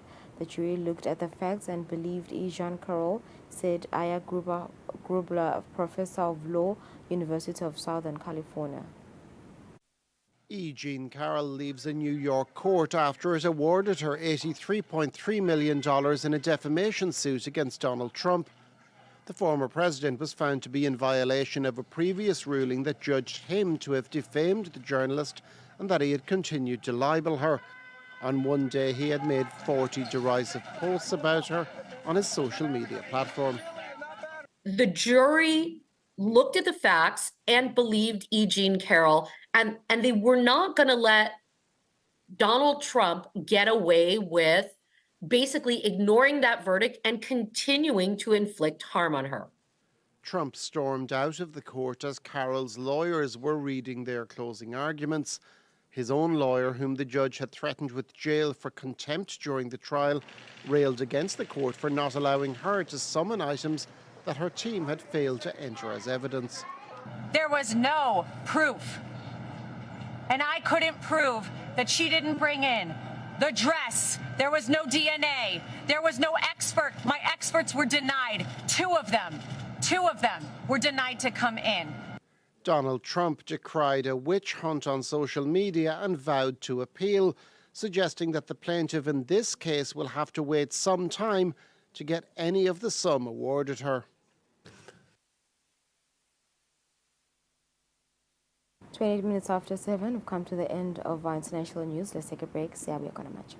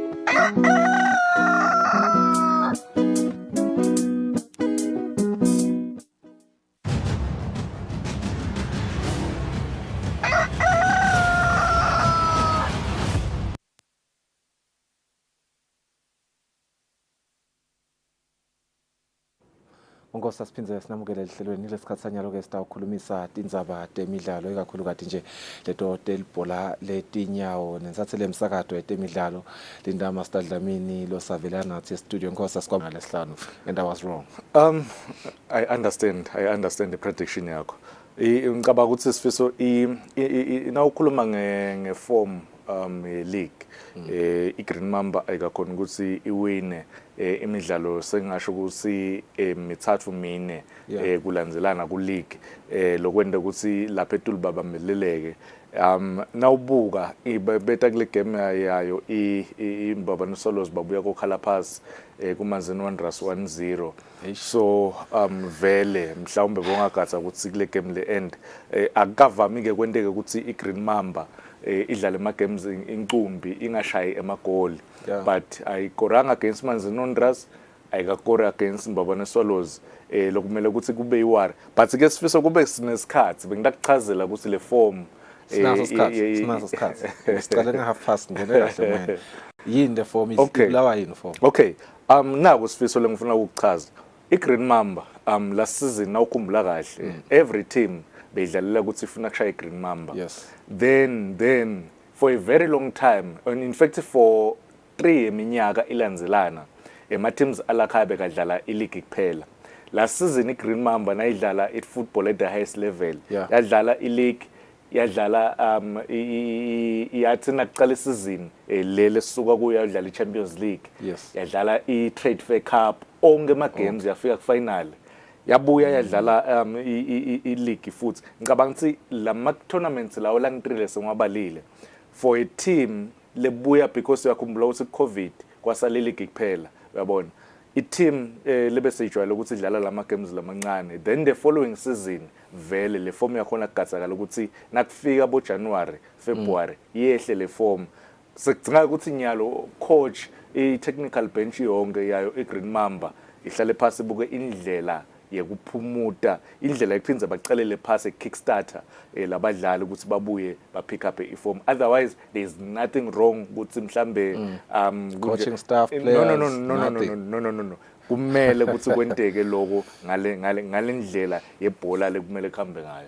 It's quite interesting. I was just looking at last week ukuthi Coach Ernest has been called ukuthi ayobambisa lapha kuSihlangu and meanwhile his own house things are not looking good but you know so bambisa there's nothing wrong like you have said. Still the best coach in the land. Thank you for that analysis, Master. I think we needed it, especially for my fans besakatawa ba skeptical. Ukuthi ngabe lo muntu ulanva kube ngale sekukanjena yini indzaba. Let's talk about Royal Leopard, Master. I think securing this win kule mphela sonto has been really imperative for them. Na kunyalo bang number 1.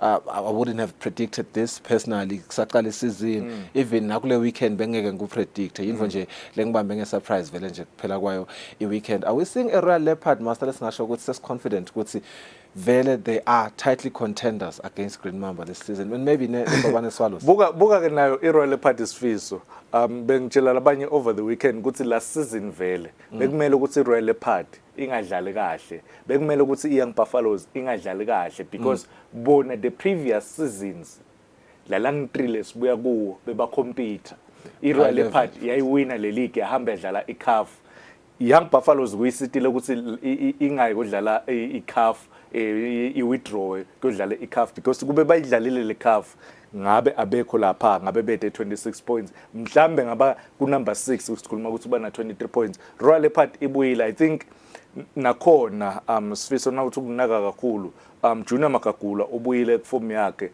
ube ngumdlali nje lodlale wagcama kule nyanga ya December ukuthwenje ngemidlalo wadlala wagcama kule nyanga ya December but cishe nalala abanye badlali you still have Bomzoro badlala bana experience bonke labadlali labo babuyile ke bomancoba ngicabanga ukuthi kutaba booster kakhulu kubuya kwabo Royal Leopard iexperience yabo iyakhomba ukuthi ikhi kanganani kule league le bahleli lapha eTulu batendele ifavor because kudraw kweGreen Mamba kudraw kuMbabane Swallows kusho ukuthi bayibona bahleti esicongweni Young Buffaloes njengoba ngisho ukuthi bawinile bona kule weekend against Ilovo 3-0 nabo kancane and nakunebadlali sifiso labatawubuya babuye bakhulume kakhulu sorry baperforme kakhulu laba njengabo Saviola ngicabanga ukuthi kuyakunika lokho iboost because bekalimele isikhathi lesitse so buyile nyalo uyadlala bakhonile ukuthi bawine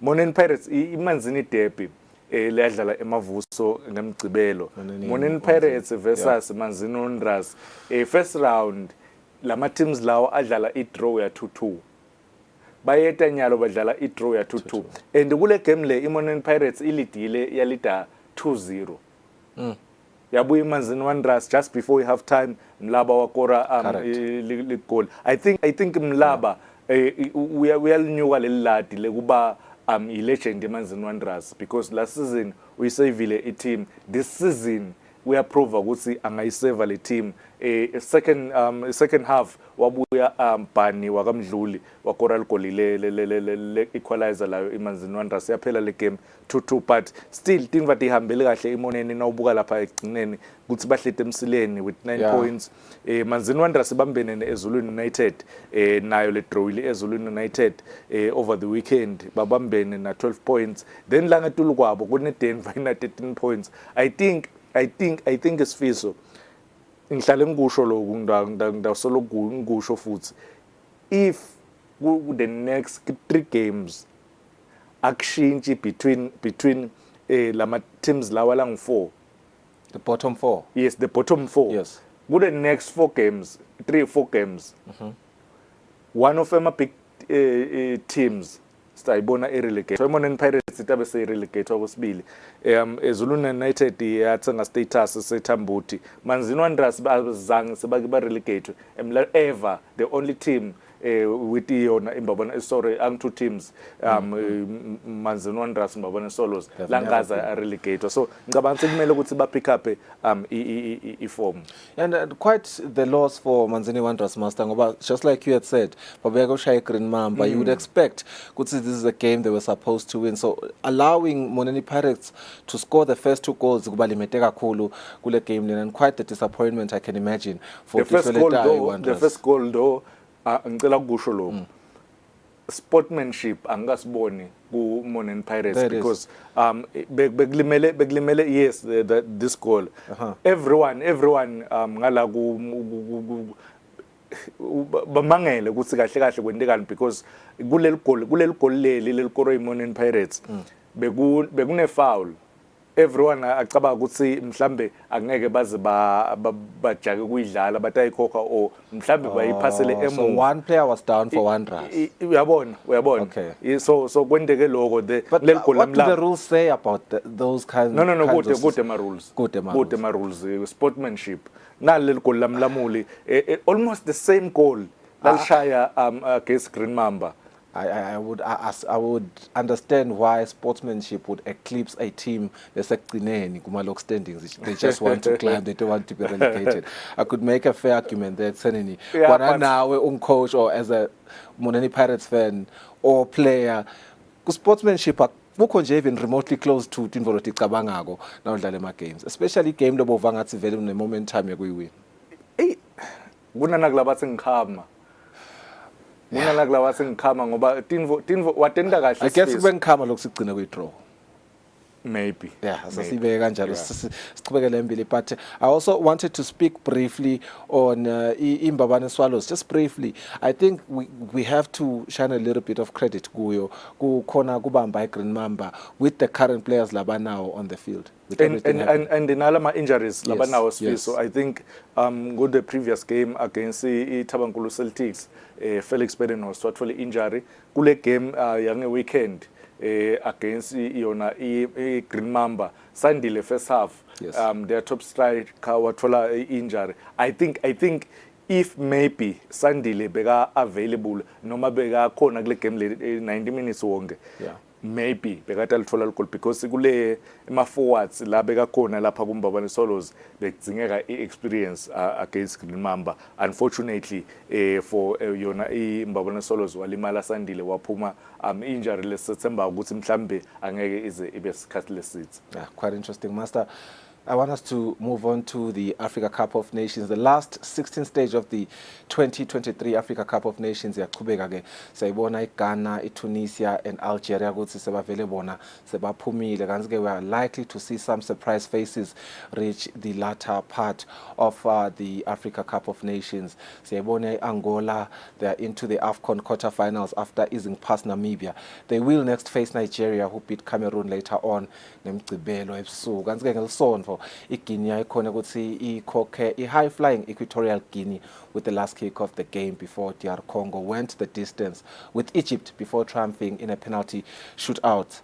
Master, isese interesting kakhulu Africa Cup of Nations but labanye movie script lena nema plots lamanengi sivile ukuthi sama etho uthini Cameroon babalisele kabuhlungu say most of you vela nsibo balakhani spend isikhathi lakhani in fact ngitelo bu Cameroon ukuthi angadalelo was that fair for Ito to say after their boys showing so much character? I think it's so Samuel Eto'o engqondweni yakho sesengumdlali usengabe administrator because some of the things out there in fact mistake ekucala ethola entile before le tournament le kuthi avumele akhe agreement na Manchester United kuthi a day before le tournament iqale Andrea Onana abe adlala i-league game against Tottenham Hotspur na Manchester United disrespecte kakhulu bamvu base Cameroon because nawukhuluma nge-national team ushiya konke uhambe uyalungiselela lokungenani liviki ke before le tournament uhamba ujoin your team. I think lokuphuma mina nje ngijabulile nabaphuma kuyo i-AFCON because etho kumele hamba ulungisa tinvo bahlale phansi na Rico Song badlala kanye babuke i-way forward because some of the decisions vele bathi athathwa ngetho even ne-starting 11 labanye bathi uba ne-say etho into lekungakamela ukuthi yenteke leyo. I think njoba ngisho ukuthi engqondweni yakhe usesengumdlalo kube ngumdlalo esikhathi lesithe so lo administrator but otherwise just feel so i-tournament ye-AFCON imnanzi iyabukeleka. Guinea, Equatorial Guinea. Equatorial Guinea ithola penalty. Unfortunately, their captain wayigeja umdlalo na magolang 5 kule tournament wayigeja. Then Guinea last minute yathola leyo winner. I think ngivele ebuhlungu Equatorial Guinea because the way labadlale ngayo kule tournament bakhombise kungasabi imumvu. Unfortunately sebaphumile la Egypt bahambile basekhaya record holders ayo le tournament lena iAFCON bayiwinile 8 times. Ngicabanga ukuthi inawukhuluma ngeEgypt ayisafani Sifiso ayisafani incumbi vele yebadlali labanye babo sebadlala overseas outside of Egypt kanzi esikhatsini lesendlulile boyokhanze ukuthi kunebadlali beAl Ahly laba dominator iCAF Champions League babo 8 9 ku starting 11 se Egypt ukhuluma ngabo Apotrika Hassan ngicabanga ukuthi Sifiso Egypt ukhuluma ngabo Mohamed Salah ulimele nakuqala le tournament umbuto uthi ulimele mbamba yini because what do you think master angeke umdlali Sifiso alimale athole the best treatment lekhona Egypt bodokotela the best la Africa nawukhuluma ngebhola afika athi Klopp akabuye lo mdlali samlaphela ngala if Egypt iyakufinal utawubuye le statement leso shady kakhulu and this Klopp so kwesibili atselele ama-Africans sakwesibili ethelele ama-Africans because ukulast AFCON wakhuluma ukuthi badlali bayodlala the small tournament in Africa it disrespect but overall I'm happy kunemavela la njengabo DR Congo emavela waladlala ngekutimisela uyababona labadlali badlala ngenhlitiyo uyathi ukuthi bengibuka nje Sifiso ngibuka umdlali Victor Osimhen wase Nigeria lo mdlali uyatimisela uyatimisela uyambona losi utela ngcomveni kusine star ulingisa bona labo Etho bo Dropa bo Emmanuel Adebayo Asamoah Gyan badlalele live labo ngeDecember lokukhulu ngenhlitiyo. I think iAfcon mina nje iAfcon lena so inkhombuta ya 2008 inkhombuta 2006 inkhombuta 2004 inkhombuta 1998. I think la ma-Afcon lawo Sifiso nawuyibukela surprises the big guns ayehla kancane uyakhumbula ngikutshela ukuthi kungenteka ihambe ne-underdog. You did say that. And speaking of Ivory Coast, Cote d'Ivoire, they sacked their manager having finished third in their group, but they nonetheless qualified with their reward, a tie versus holder Senegal, and they are 100% record at this Cup of Nations. Imali ne Burkina Faso will play esukwini lakusasa egamini ngeleta ukhombisa ukuthi opponent kutaba ngiphi in the next round. Now, two more surprise packages. Cape Verde and Mauritania are opponents lomuhle. The winner will play the victor of the final game of the last 16 between Morocco and South Africa before the quarters begin in earnest at the end of the week. Nama game now leswakatile master. I just want to hear your predictions. South Africa lengcina ngayo. Okay, South Africa the last time badlala neMorocco bayishayile. I think iMorocco kunenvula bayintile ke Sifiso. iMorocco coach wabo beka suspended bahamba bayo appeala ku CAF asadi ukuthi ubuye njani because iMorocco ngathi bangilomvana lo inzandvokati ya CAF asadi lane but idlala neSouth Africa njengoba ngisho ukuthi nabagcina kudlala yawina South Africa kutawutsinga ukuthi kule game le but i-performance yabo ibe on point. If Sifiso ngicela ungive kahle, if South Africa the players bangadlala njengoba bengikhulumile ekuqaleni badlale ngenhlitiyo kakhulu badlale ngekutimisela, they stand a better chance against Morocco.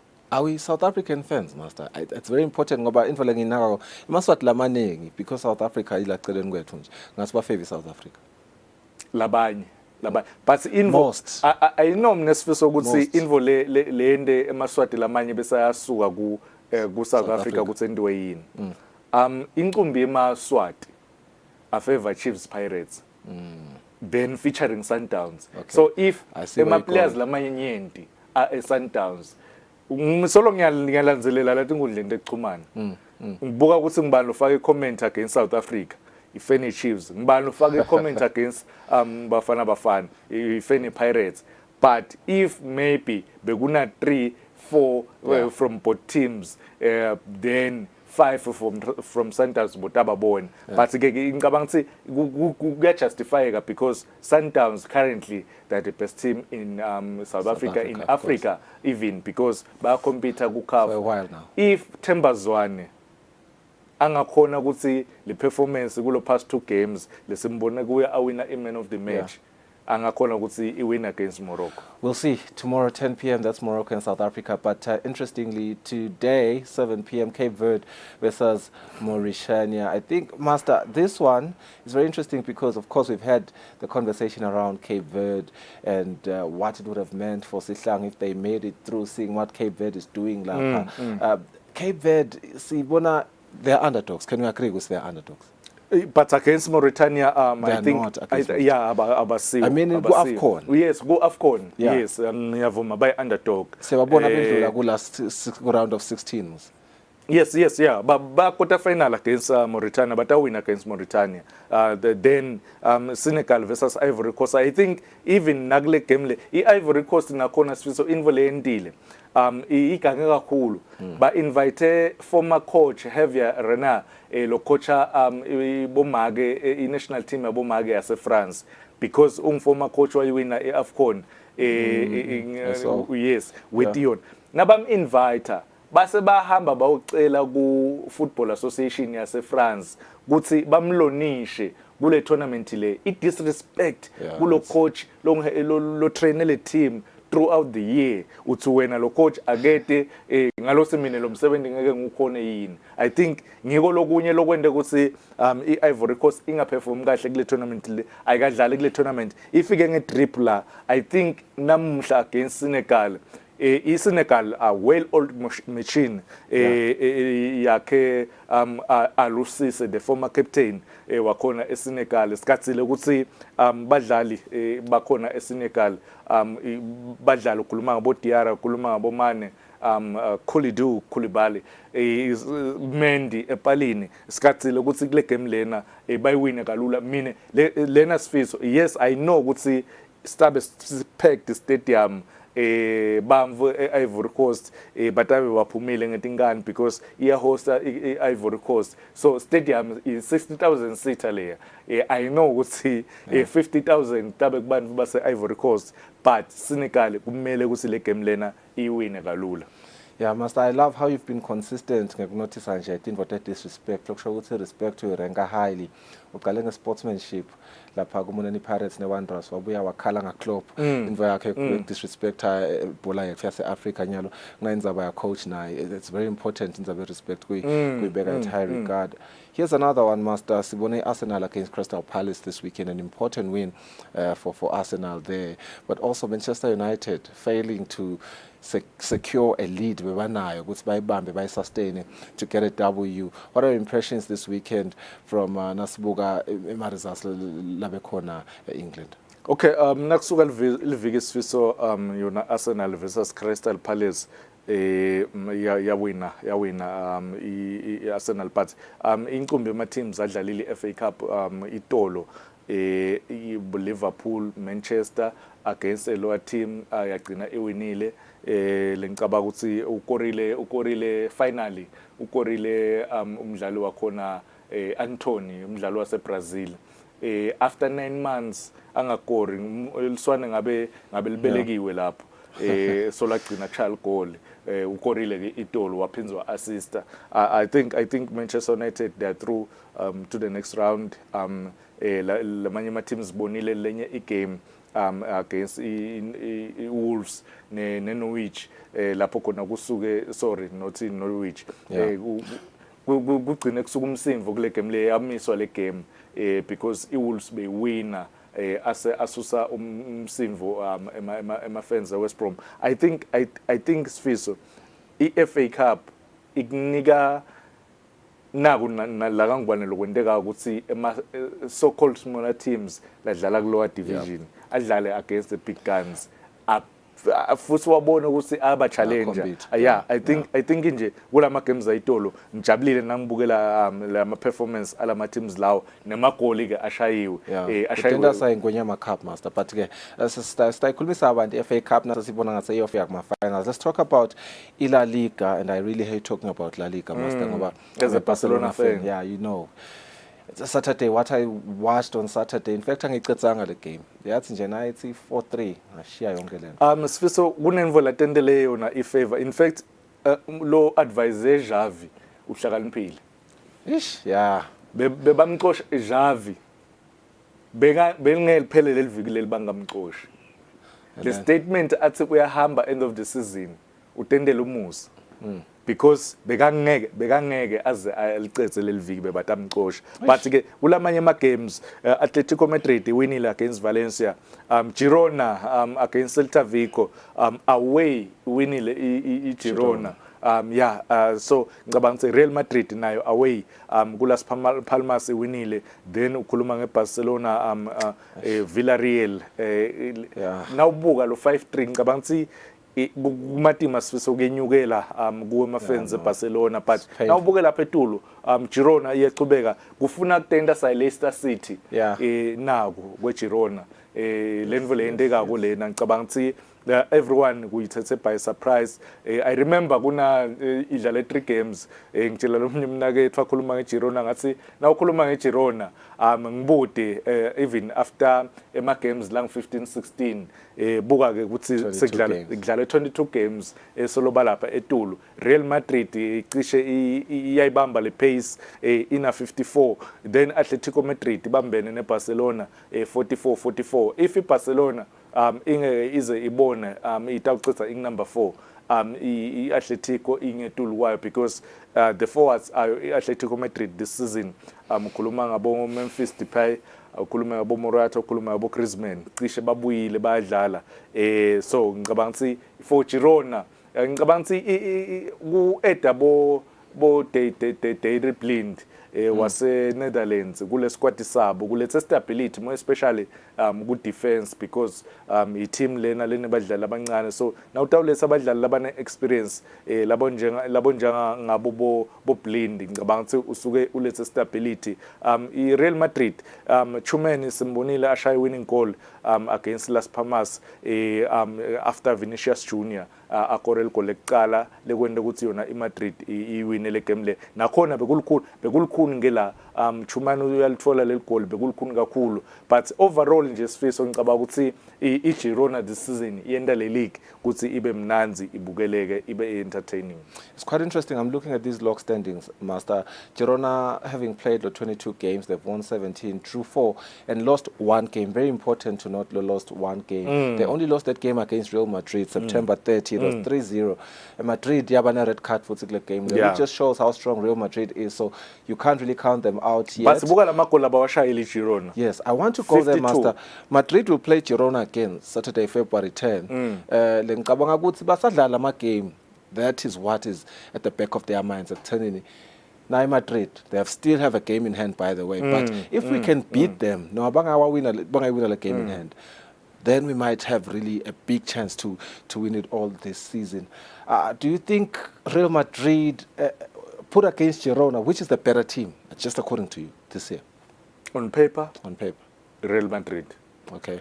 Yeah, but the form Girona. I think kule game lena sifiso without depend ukuthi ema players are responding ngani, but mine ngayinika iGirona upper hand kule game le against Real Madrid. That's my prayer. But siyathi ukuthi Madrid bakhona abadlali individual brilliance ukhuluma abo Bellingham, Vinicius Junior. Ngicabanga ukuthi if nakhona bangeke bacaphele then Madrid ngabe iyabalimata. And I think I'm speaking for all Barcelona fans nangithi just seeing how things are bleak for FC Barcelona. Our hopes are really down. It's telling us compete this year. Just favor Girona, we are being paid. Just Girona, just against Madrid. Manchester City. Exactly. But Master, thank you so much for your time this Monday morning. September good babukeli bekusile breakfast show. Had a good time lomhla eluhlelweni. Sifuna kunivalelisa ke sithi nibe neliviki lelihle kakhulu. Bunkosi nisale kahle.